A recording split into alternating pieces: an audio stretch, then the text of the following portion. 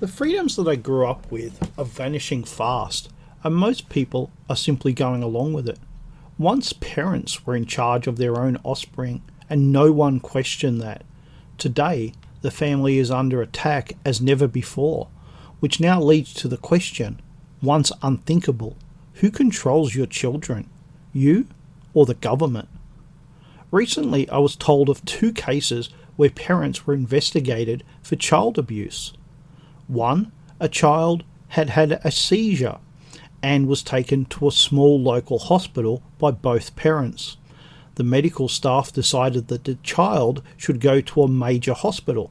The father and the child got into the ambulance together. They're being investigated because the mother did not go with the child. That's right, they're being investigated because the wrong parent went in the ambulance. 2. A child is taken by their mother to the hospital because they broke their arm.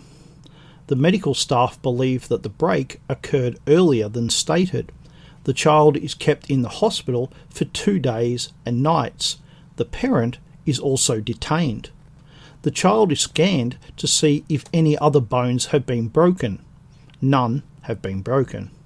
The investigators want to carry out more medical tests to see what they can find. The other children in the family are also interviewed. Now, some people will say, if there's any doubt, then we must investigate. To which I say, no. This is how our ancient liberties are being stolen from us by people arguing that it's always better to be safe than sorry. Investigations should take place because there is reasonable evidence that a crime has been committed. What an investigation should not be is a fishing expedition.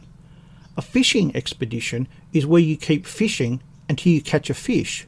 In other words, you keep investigating until you find a reason to justify your investigation. You do not need to be charged, let alone be convicted, to be treated as if you are guilty. This is a classic case of the process being the punishment. Are your children yours? Are they community property? Or are they the property of the government? It's getting harder and harder to decide which is true. When we said to government that they should look after social welfare instead of the churches, when we said to the government that they should look after healthcare, when we said that they should look after children's welfare, what we did was we gave them the power to interfere in our lives. And why shouldn't they? We told them to. And besides, they're the ones paying the bills. Who pays the fiddler calls the tune. You and I might provide the money, but it's the government that pays it out. The government is busy taking away our ancient liberties one by one. Do not think that this is about protecting children. The real reason that this goes on is so that the government can consolidate power, all at our expense.